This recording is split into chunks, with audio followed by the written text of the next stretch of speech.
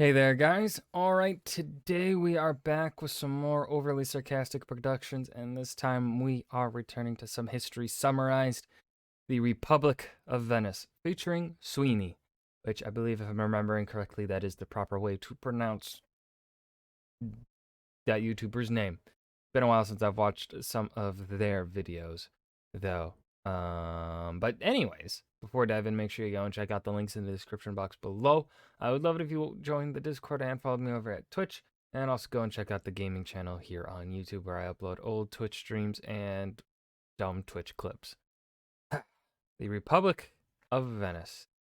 I have somewhat high expectations for this because Blue is a bit of an Italian history boy, so let's dive in.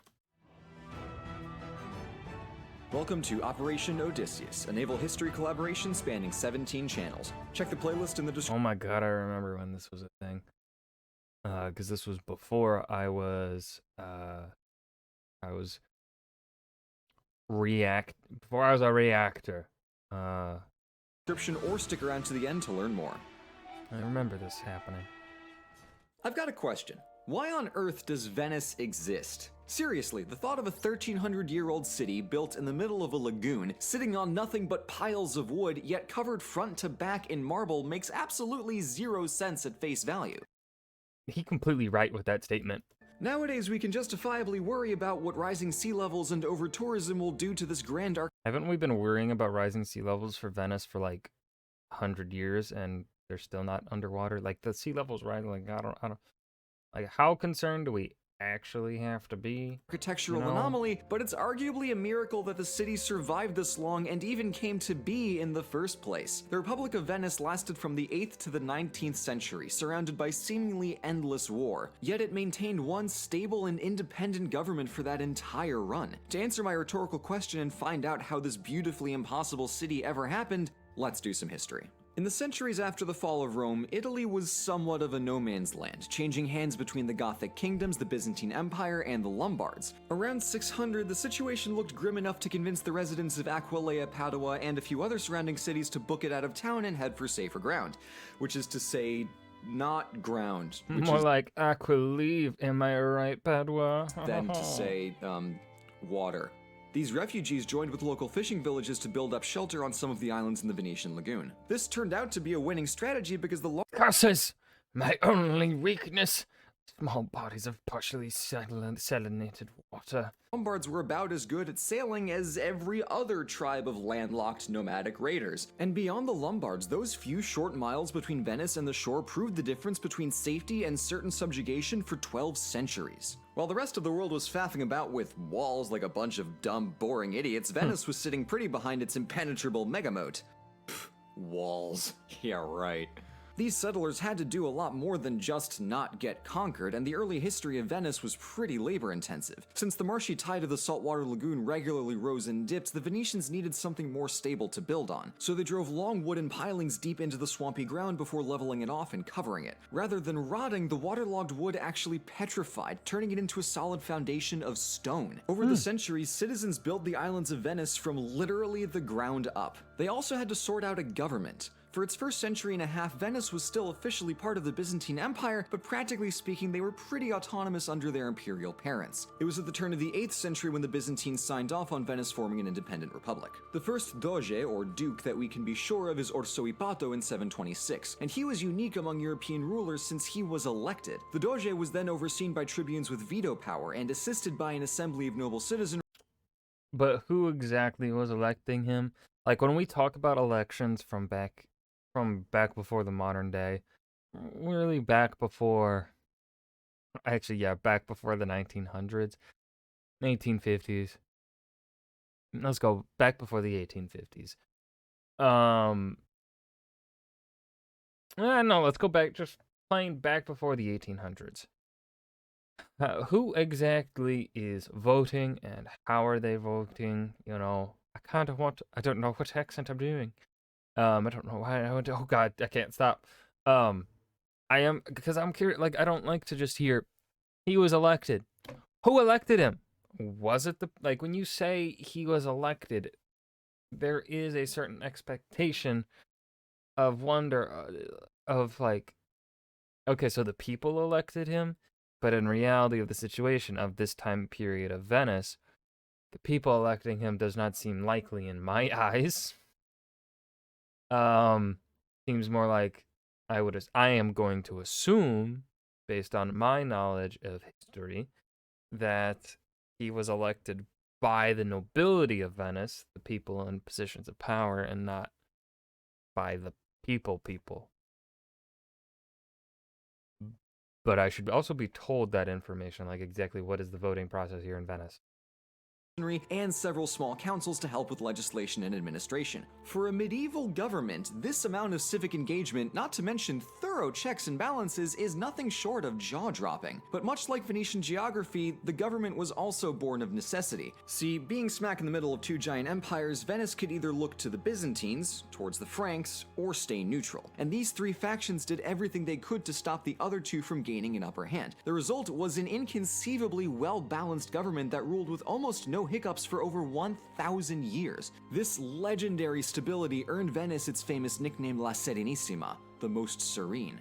The early growth of Venice is a slow burn, but the subplot of their uncertain alliances came to a head when Doge Obelerio more or less invited Charlemagne's son Pepin to just casually conquer Venice. Needless to say, this did not go over well with the locals at all, and after giving the Franks and Obelerio a firm kick in the ass and a hearty get out of my swamp, the new Doge, Agnello Participazio, asserted Venetian independence. He also directed a lot more public construction, because a maritime paradise won't just fabricate itself. And with that, Agnello and friends set the stage for Venice's rise through the Middle Ages, wherein they took the idea of naval trade and dialed it up to 11 million. But first, they needed to up their street cred so that people would trade with them and not the other cities in and around northern Italy. And there's no better way to become a badass than to pull off a heist. So, some Venetian merchants strolled down to the Muslim-governed city of Alexandria and discreetly carted off the body of St. Mark the Evangelist to bring him back to Venice as their new patron saint. And to make sure that nobody caught wind, the Venetians supposedly hid his body inside of a shipment of pork so that the Muslim customs guards wouldn't check it. And if you ask me, it's a damn tragedy that we praise the Trojan horse while sleeping on the unrivaled tactical brilliance that is the Venetian ham. Come on, people. It's the biggest Catholic meme this side of Pope fights. But anyway, with Mark now in Venice and corresponding lion imagery popping up in all directions, let's talk trade. And once again, the key to this whole deal was geography. Being nestled up in the eastern armpit of Italy, Venice had a straight shot to inland European markets, as well as easy access to eastern resources like silver and spices via their old friends the Byzantines. And to keep everything secure, Venice pursued the Adriatic Sea through a strict policy of "this is all mine now," colonizing islands on the Dalmatian coast to gather resources, serve as trade outposts, and put a dent in local piracy. Throughout the late Middle Ages, the entire Adriatic served as a runway for the Venetian navy, and with time it only grew as Venice developed an extensive network of coastal and island territories as part of its Stato da Mar, or State of the Sea. That right there is some lean empire building. We're talking 100% USDA prime mercantile muscle. What the Venetians did to gain Crete and the Aegean Islands from the Byzantines is downright criminal. What Doge, I can't remember which Doge it was, but that man was a dick. He was an old ass man that Fourth Crusade, goddamn tragedy, okay? Fuck Venice for that one. Really, fuck Venice. Venice was a dickhead for that. They were, massive douche. And one of the reasons it worked so well was due to their willingness to trade with everybody, and I mean everybody. Even during the first few crusades, Venice was enthusiastically cutting deals with the various Muslim sultanates in Egypt and the Levant when no one else would. So with a little pinch of religious tolerance, they became fabulously rich. This is a great example of the Venetian mindset. In politics, trade, and culture, Venice struck a balance between giddy opportunism and ruthless pragmatism. It's almost insulting to the rest of history how efficient they were. The Signoria governed every aspect of maritime trade, from routes and crews to ship construction and cargo, but that council was run by the merchants, so everyone was working together to make it happen. Additionally, the state treasury itself acted as a bank, providing loans and even commerce insurance to support merchants, as well as publicly funding the construction of ships in the Arsenale, which, fun fact, developed mass production techniques that went unmatched until the Industrial Revolution centuries later. The Arsenale could turn out one full ship in a day. The adjective of Venetian was How the fuck do they do that? A day? A ship? How? practically a synonym for efficiency in the late Middle Ages. But let's hold the economics to get back to From my research, it takes like months to build a single ship. How the fuck they doing it in a day? the saily stabby stuff. After centuries of peaceful cooperation, the Byzantines got fed up with the Venetians hogging their ports, doing most of the trade while paying none of the taxes. Deteriorating relations and a few riots in Constantinople came to a head in 1204 with the Fourth Crusade. Basically, what had happened was the Pope wanted to retake Jerusalem, as you do, but the Crusaders didn't have any ships to get there. Venice kindly offered to provide on the condition that they take a pit stop in Constantinople to complete a side quest by reinstating a deposed Byzantine prince. Easy money, said the combined forces of all Europe, but then after Okay, so he's really simplifying and summarizing that instance. Venice did not tell the Pope was very adamant against it, and from what I am remembering of the book that I read on this subject, they did not tell the Pope. The Pope kind of found out as it happened, and he was not happy at all. But he didn't really have any true authority. The Pope was wanting to use the Fourth Crusade as a means of regaining papal authority across Europe, but by that point in time, he didn't really have any authority. So, and Venice really had all of the power. What Venice did is, yes, they were like, we have the ships, you're going to owe us. Okay, it's actually a little bit more complex. First, the Crusaders arrived in Italy for the Crusade. And then there was some kerfuffle, and the Crusaders camped out on like an island in protest, something.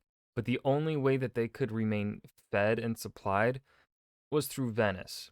And so Venice used that and was like, hey, we kept you guys fed throughout this period of time. I think you guys owe us. You know, you use our ships. We'll just also add that onto your debt. You help us take the city of Zara that I think was recently conquered by the Hungarian king.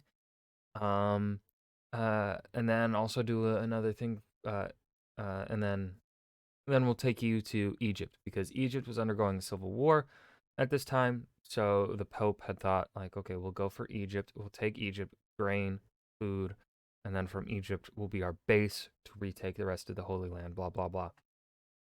Crusaders agree. Most of the Crusaders. There are some parts of the Crusaders that do have left in that time and gone back home, because going on a crusade is very expensive. Those that stay, they agreed to the Pope, to the Doge of Venice's plan. He's like, all right, let's go retake Zara. They take Zara. I think it's a pretty brutal siege, if I'm remembering correctly. Kind of a sign of things to come. And so they take Zara, and they spend a winter in Zara or something like that. And then the Doge is like, hey, you guys, these ships and that food still pretty expensive. How about we've got this deposed, the son of the former Constantine emperor here. We're gonna put him in charge, right? They were kind of assuming Western ideas of inheritance, where the son largely inherits. But obviously, we know Roman tradition is not like that. Eastern Rome, not like that. They don't follow typically father to son. Westerners did not care. They were like, sure, let's go do that. They went to, and also the Holy Roman Emperor, I believe it was, or was it the Prince of Austria or something? Someone powerful in the Holy Roman Empire. I think it was the Holy Roman Emperor, was married to the deposed prince's like sister or something. So he also kind of would have gained from that. The Doge had made a deal where he's like, hey, we'll gain something. So they go to Constantinople and they're like, hey, we got your deposed prince. Constantinople's like, so what? We don't care. We don't want it. Shit happens. It's a bit of a fucking mess. There's like 3 emperors of Constantinople in like 3 weeks. Siege happens, a fire happens. Constantinople gets sacked. And then the Doge of Venice gets the islands of like Crete and some other things. They like pretty much carve up the western part of the Byzantine Empire. Very sad, honestly. Oh, After a few months, when the prince got deposed again and subsequently did not have their easy money after all, Europeans were miffed and Venetians smelled blood. What followed was a bad time for the Byzantines. yeah. The combined armies of Europe rampaged through Constantinople, looting and pillaging, but mostly just destroying and burning things over the course of 3 brutal days. The Venetians were slightly more scrupulous than their peers and had the good manners to only steal the precious centuries-old Byzantine works of art. For instance, the famous No, I don't like how he's handling this at all. Venice was the mastermind pretty much behind this. Did it get out of hand? Yes. Did Venice do anything to stop it? No. Honestly, the destruction of Constantinople does benefit Venice at the end of the day because it weakens the Byzantine Empire and strengthens the Venetian position. So I don't really like how he is handling this in this way. He's kind of making Venice. He's putting too much of a positive spin on Venice here. famous horses of St. Mark, which, unsurprisingly, were not called that before Venice took them. As far as Europe, Like, I understand he's being a little sarcastic here, but still, what happened in the Fourth Crusade was the Doge's plan. The Doge of Venice, from what I am remembering, truly had no, yes, would he have preferred for it to be peaceful? Yes, because that means less money spent. He owes the Crusaders less. Right? If they can spend less time at Constantinople, he doesn't have to give them as much Constantinople money, and then he could probably try and steal more of it for himself, right? He spends less time there, less chaotic, less things owed to other people because he's pulling in a big ask here by diverting them from the Holy Land, from Egypt to Constantinople. But this was still his plan. The siege of Constantinople was his plan. Constantinople getting sacked may not have been his initial plan, but he did not really have any qualms about it getting sacked. The only thing he probably had qualms about it getting sacked was like money is getting lost. That's about it. The Doge of Venice did this because he wanted to not only have complete dominion of the Adriatic, he wanted to start controlling pretty much the Mediterranean. He wanted control of the trade that the Byzantine Empire had control of at this time period.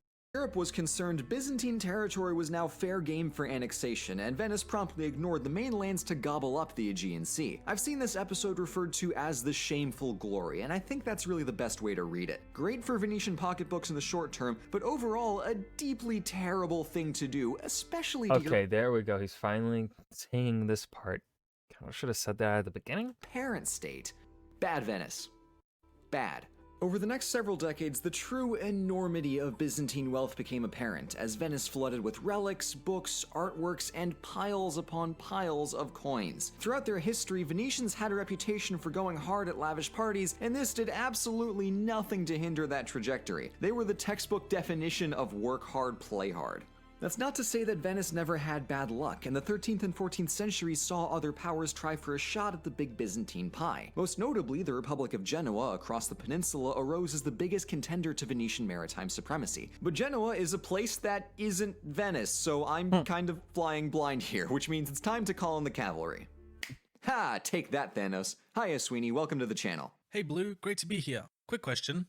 Where is here exactly? This is the magical world of line art, my friend. The background kind of comes and goes. Whoa, arms. That's new. Anyway, yes, I am here to talk about the other Italian maritime republics.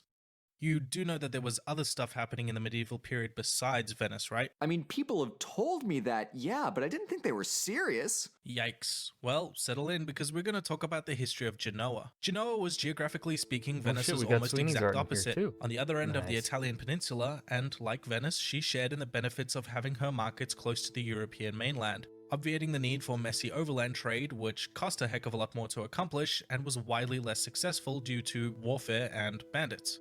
On water, Genoa could police her own trade routes, protecting her cargo from pirates and other rivals without the need to pay mercenaries, because, just like Venice, they were stupid good at shipbuilding. That all being said, where exactly did Genoa come from? Well, hopping back to the wars between the Lombards and the Byzantines, there started emerging a pattern of maritime cities often neglected while whoever controlled them was fighting wars in Italy. Like most other Italian urban areas, Genoa gained a significant amount of autonomy as a city-state, carrying over older Roman Republican-style government even when the city was ruled by foreign powers.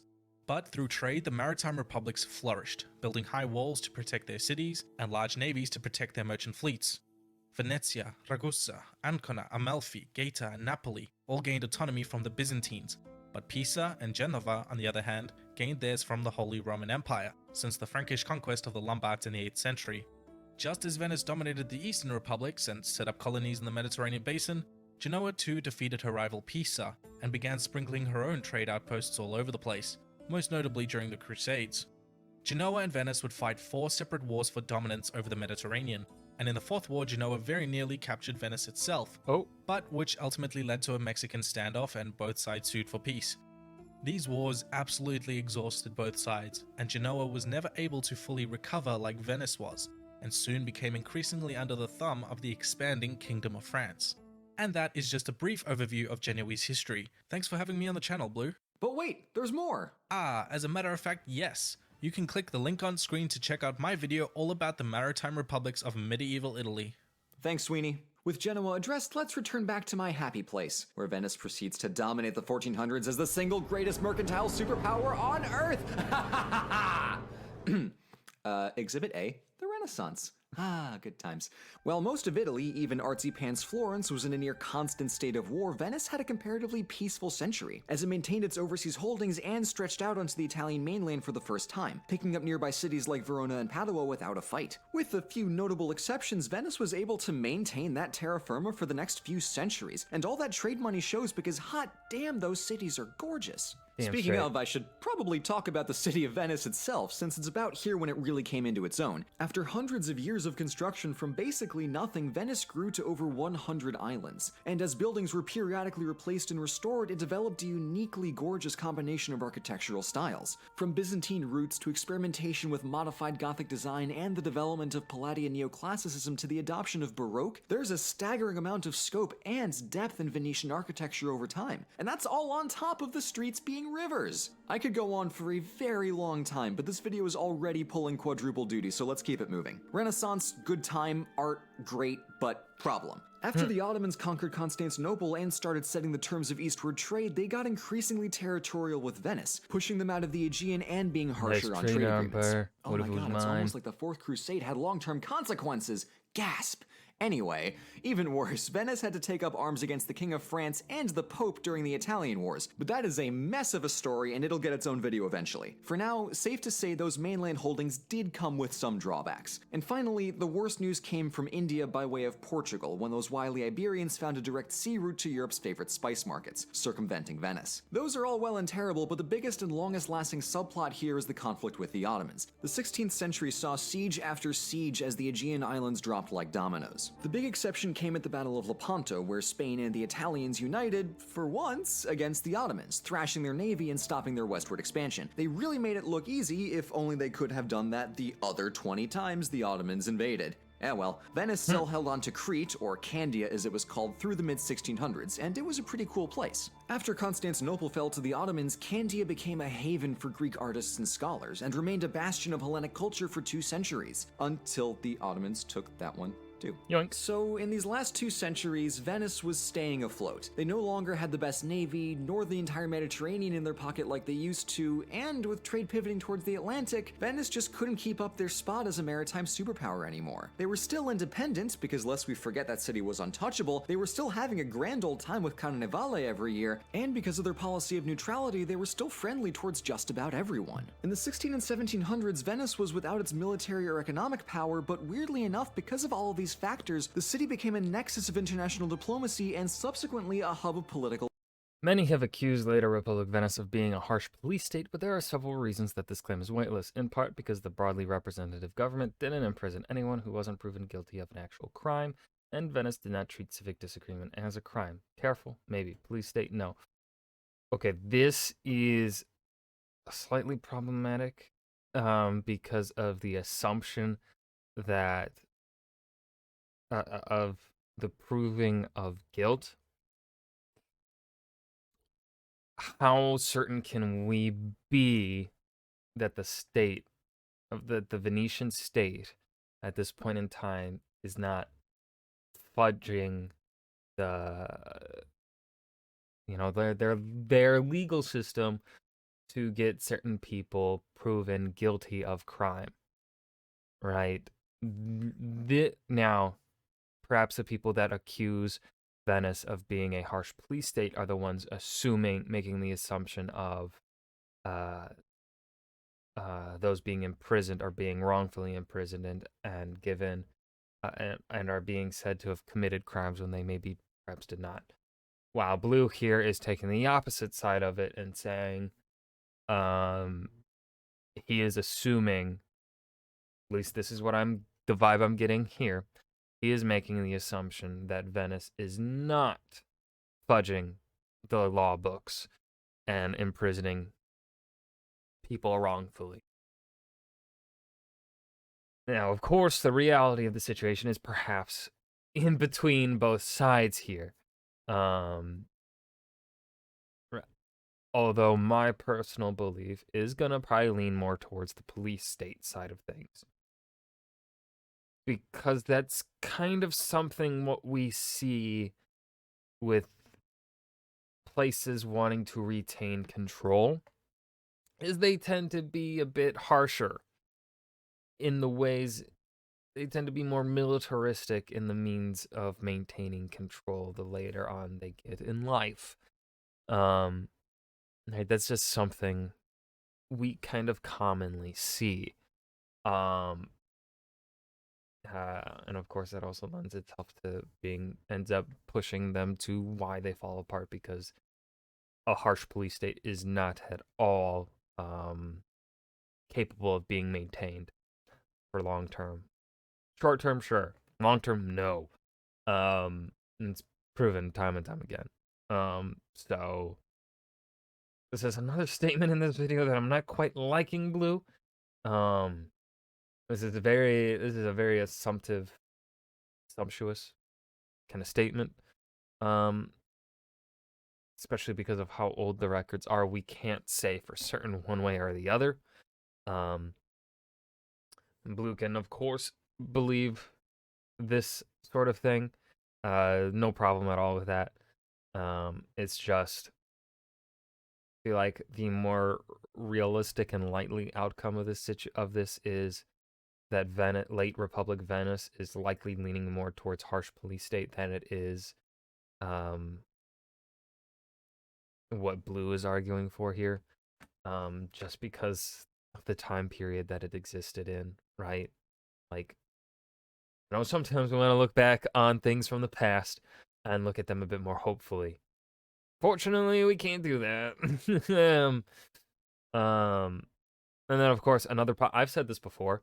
There is a problem widespread in historical discussion, in just historical literature in general, and I saw this when I was researching Alfred the Great for my bachelor's thesis. We have a problem a lot of the time here where some of our earliest secondary sources,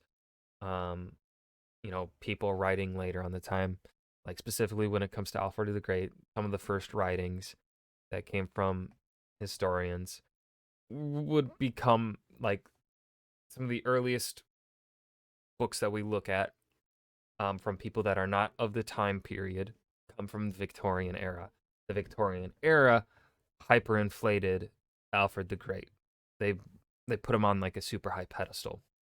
Historians that then followed the Victorian era, so mid to late 1900s historians took the approach where they went, in my opinion, and I argued this in my thesis, they went too far the opposite side of the Victorians because they wanted to try and just like balance it out.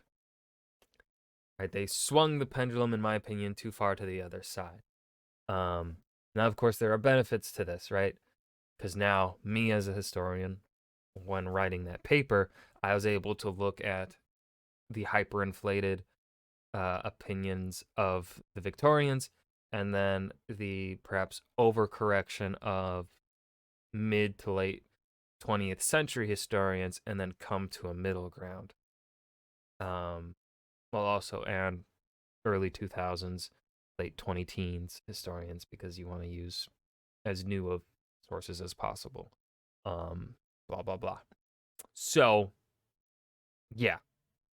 I think this is one of those instances here where we are seeing someone perhaps trying to swing the pendulum a little bit too far to one side.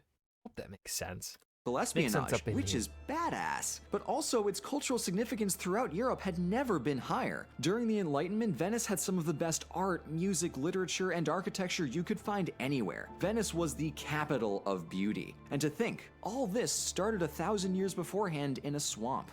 And then the Republic survived forever and nothing went wrong, the end. Oh, alright, I'll talk about Napoleon. Fine.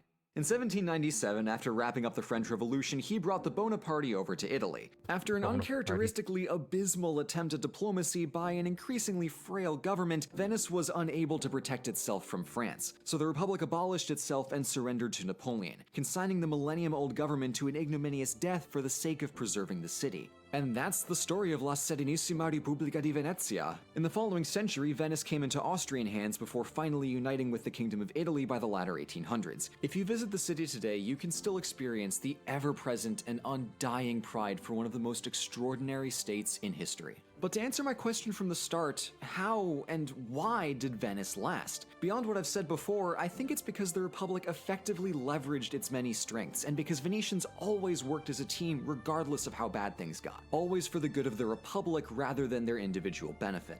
Across all of those centuries, the citizens were like an expanse of tiny islands joining together to become something greater than the sum of their parts. And honestly, who else but Venice could have a metaphor for their history built into the city itself? And that was History Summarized, The Republic of Venice featuring Suibhne. This was alright. Perhaps I put up too high of expectations for, I think this is one of Blue's older videos. A bit too high of expectations on this History Summarized, just because I know Blue to be more of an Italian kind of historian. I think his thing is probably, I think, more Florence, Renaissance Florence, I want to say. This was all right. I think, I spoke on what I disagreed with here, just based on the information that I remember and the information that Blue presented. I thought some of it was a bit just disagreement, Just it's what happens in history. We have these things. I hope you guys enjoyed. Remember to hit that like button and subscribe for more, and I will see you guys in the next video. Peace.